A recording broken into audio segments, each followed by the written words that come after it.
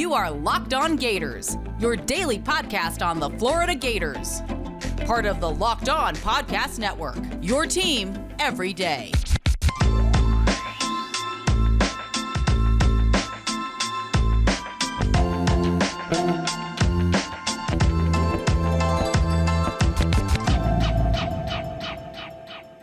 Joining me now for Locked On Gators is Isaac Schade of Locked On College Basketball and Locked On Tar Heels. But sorry, Isaac, Tar Heels aren't relevant for us right now. No, they're not, and they shouldn't be, quite frankly.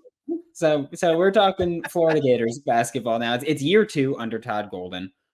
Last year, when I think some people just got like the first year hype there, and it never really panned out, and a lot of the transfers didn't work out. But we'll talk about that a little bit later because I did want to really hammer that one home a little bit.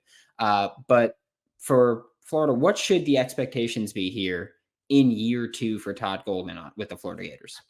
Well, to your point about last year, I think the expectation should be let's not get Colin Castleton hurt at the end of this season, which there's no worry about doing because he's not on the roster, which is part of the bummer, which leads me to then expectations. Brandon, here's what's interesting.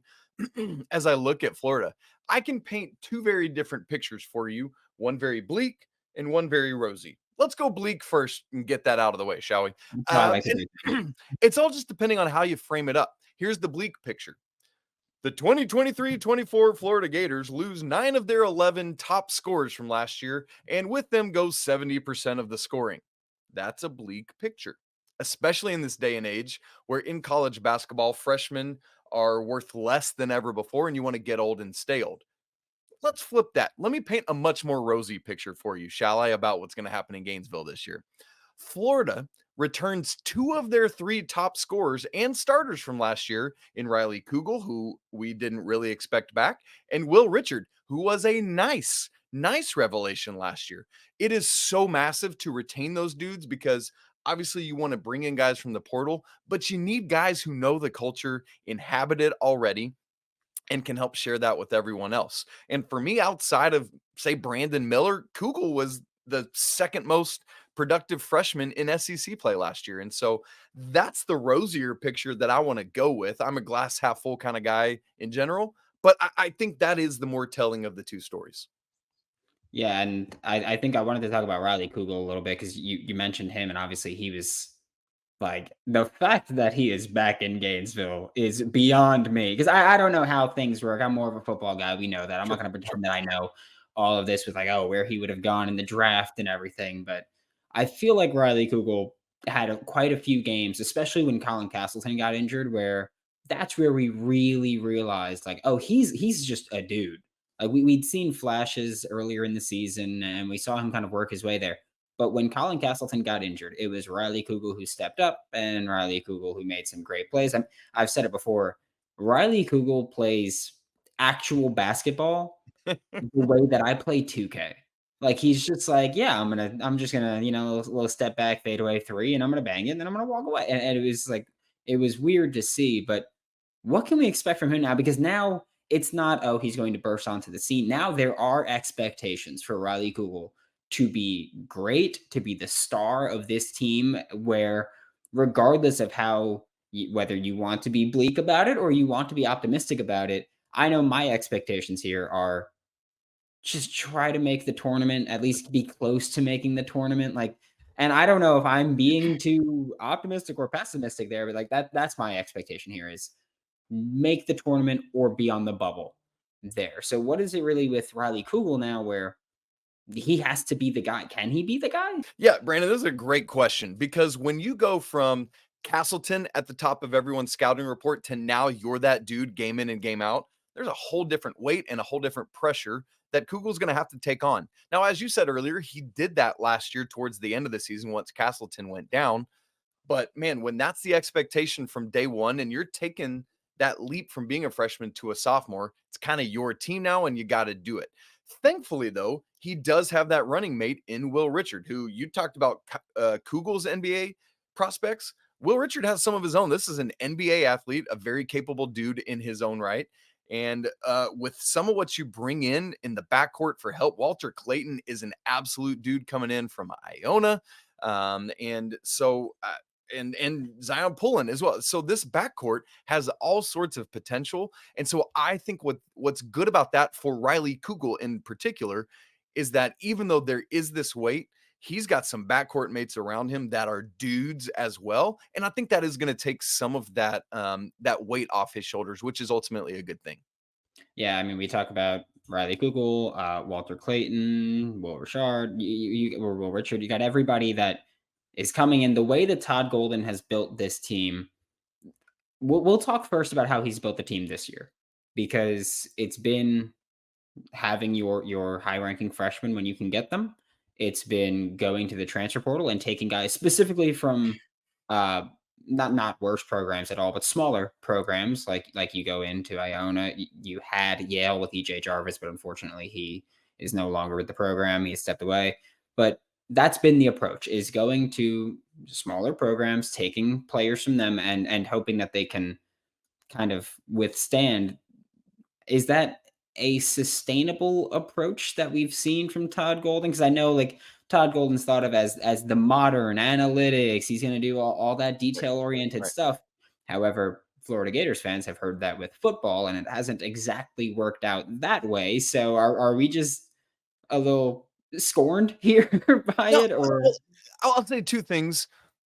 Football and basketball are such different entities in this regard, because think about the makeup of this team. For example, you get back Kugel and Richard, and then you just need like two or three of these guys to pan out between the portal guys and the freshmen, and you're in good shape. Like basketball, you just need 7 or 8. That's really what we need for a basketball team to be successful and be able to withstand injuries and stuff like that. So it does feel like this nebula, because the transfer portal is still so new. It probably feels unsustainable to a lot of us, but it's not, because there are going to be guys every year that hop in. And with where the SEC and Big Ten are at right now in terms of media rights deals, it just makes every program so much sexier to these young men to be part of. So, and this is not Florida, but even like a lower tier SEC team. Again, I'm putting Florida in a higher tier, but like a Vandy or a, South Carolina, whatever it is. There are gonna be guys that want to come to those schools strictly because they're SEC schools, rather than like a mid tier ACC program, for example, or something like that. So I believe that it is sustainable, and in fact, I think it's a better option than loading up with guys that are ranked 50 and lower as freshmen coming out. Let them go to the mid majors. Let Todd Golden and his crew evaluate those guys and bring them in when they're ready and have a couple years of experience. So while it feels unsustainable, this offseason free agency every year, I believe it's the way forward now. Maybe you get 2, 3 freshmen that are, let's say, top 50 guys that can blow up or maybe be around a year or two. But then I want to fill it more with experience. I mean, you look at the transfers that have come in. You've got 3 fifth-year guys on this roster in Tyrese Samuel, in Zion Pullen, in Julian Rishwain. And so, and in fact, Rishwain's coming over from San Francisco to be reunited with Coach Golden. I think that's a massive win as well. Yeah, I like that you used a key word there. That's the part that worries me a tiny bit, where you said let them evaluate these guys. Hmm. And last season we saw this, not the same approach, but a very similar approach of let's hit the portal, let's bring in some playmakers, let's get some help, and let's win some games that way. And a good deal of the transfers didn't exactly work out. And we've talked about this on the show before, where on a show that you were not here for, but we talked about where we set expectations on a lot of these transfer guys. And we were like, oh, like going from mid major in college basketball is not the same as going from a small program in football to an SEC program. Because if you could ball, you could ball. It's as simple as that. It's not just out athleting guys most of the time. But it felt like quite a few of these transfers didn't pan out for the Gators last year. And that leads me to go, is evaluation going to be an issue, or is it more so that last year in Florida's first year with Todd Golden, was it just he had to kind of throw a team together and just mash them all together, and we kind of go, all right, we'll chalk that one as it was just you trying to get a fieldable team here. Yep. I'm going with the latter on that. Absolutely. It's too small a sample size for me to say Todd Golden and his staff cannot evaluate yet. I'm really optimistic about this crew. There is a world, Brandon, maybe this is very bold of me. There is a world, and I think this would be a good world actually, in which Walter Clayton is the more productive player on this team than Riley Kugel. I see that as a legitimate possibility. And I think that would be better for like if you've got this backcourt of Walter Clayton, Riley Kugel, and Will Richard, you're doing that, and then allowing Micah Handlogton to come in from Marshall, and Tyrese Samuel coming in from Seton Hall, who's another, again, a fifth-year guy. That's a massive front court to go with a really talented backcourt. And that's not even Julian Rishwain factored into that. And so I believe that, yeah, we need to hold judgment on the evaluation capability just yet. If we see it in year 2 to not be strong again, yeah, then maybe we start to have conversations. But this batch of transfers to me feels a lot more ready. And when you have more time to evaluate what you need, as you were talking about, just kind of being thrown together, I think that puts you on a lot better playing field. And then as we get into year 3, we're going to get a much better feel. So, for example, year 2 at San Francisco was Todd Golden's worst at San Francisco. And then year 3 was when it was like, oh, dang, they're ready and they're coming. But I think that year 2 at Florida is going to be really good. We just got to see it happen. But again, I feel like they have evaluated and got guys that are going to put the Gators in a good place. It is time for your game changer of the week, brought to you by the Athletic Brewing Company.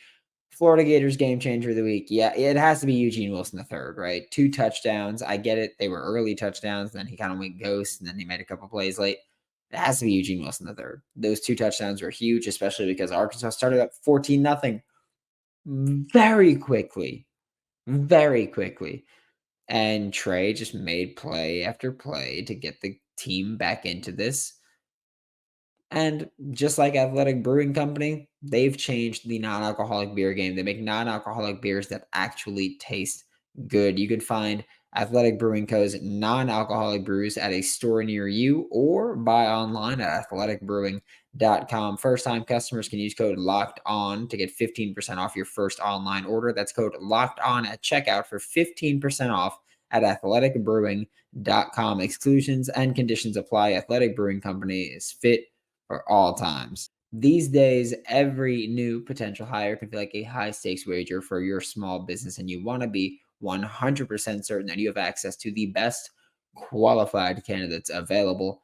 That's why you have to check out LinkedIn Jobs. LinkedIn Jobs helps you find the right people for your team faster and for free, whether you're looking for a game changer coordinator or if you're trying to hire an offensive coordinator. Just saying, Billy. Just saying. Add your job and the purple hashtag hiring frame to your LinkedIn profile to spread the word that you're hiring with simple tools like screening questions. It makes it easier for you to focus on candidates with just the right skills and experience so that you can quickly prioritize who you'd like to interview and hire. And it's why small businesses rate LinkedIn Jobs #1 in delivering quality hires versus leading competitors. LinkedIn Jobs helps you find the qualified candidates that you want to talk to faster. Post your job for free at linkedin.com/lockedoncollege. That's linkedin.com/lockedoncollege to post your job for free. Terms and conditions do apply. I feel like we've talked about this before off air where, if I'm not mistaken, you're an analytics guy. You fully on board with it? 100%. All in. Yep. So how do we kind of view with what Todd Golden does? Where again, he's a big analytics guy. I learned analytics because I was like, okay, I guess we have to. You went all in on it last offseason. I guess we have to do it. But how do you feel about that approach going from San Francisco, where it worked, his approach worked, and he's trying to take that same approach to Florida? Is it different where you go, or obviously it's at least a little bit different where you go from San Francisco to Florida? But is that something where you think his approach will work and long term will get this program where it needs to be? I would say yes. Here's why. Sports is all about finding competitive edges wherever you can. And so if you're not landing the guys that Kentucky's landing, if you're not like Missouri right now, until Cooper Flagg committed to Duke earlier this week, Mizzou had the number 1 ranked recruiting class in the 24 cycle, Brandon. I mean, and so like you might get those guys, but if you can go and like, okay, we at Florida, this is the profile of the player we want. We're thinking Moneyball here. We're thinking Billy Bean and the A's. It's that kind of thing. They were going after on base percentage. And so if it's like we know these specific skill sets, stat lines, whatever it is we're going after, and we go get that gives you that competitive edge in what is going to be a loaded SEC moving forward here. Like the SEC to me is the second best conference in the nation right now, right behind the Big 12. I mean, it's insane. And so to be consistently competitive long term, like you're talking about, what is our thing that we're doing at Florida that others aren't? So, like an example for me would be this backcourt I've been talking about. Look at the 3-point shooting of these 4 dudes. You ready for this? Walter Clayton shot 43% on 5.2 attempts last year. Riley Kugel, 37% on just shy of 3 attempts. Will Richard, 39% on 4 attempts. Zion Pullen, 39% on 2.3 attempts. So all 4 of these dudes shot 37% or better from 3, and all 4 of them took 2 or more threes a game. That is phenomenal. And that can be a way you just annihilate opponents from the outside. And what does that do? It creates more space for Micah Handlockton inside, where he shoots 66% from the field last year. And so it's those kind of things, Brandon, that leave me encouraged about what analytics can do. Yeah, I think we both know we're both on board. It's just obviously you are way better at it than I am. But we talked what the expectation should be for Florida. But now I'm going to put you a little bit on the spot here.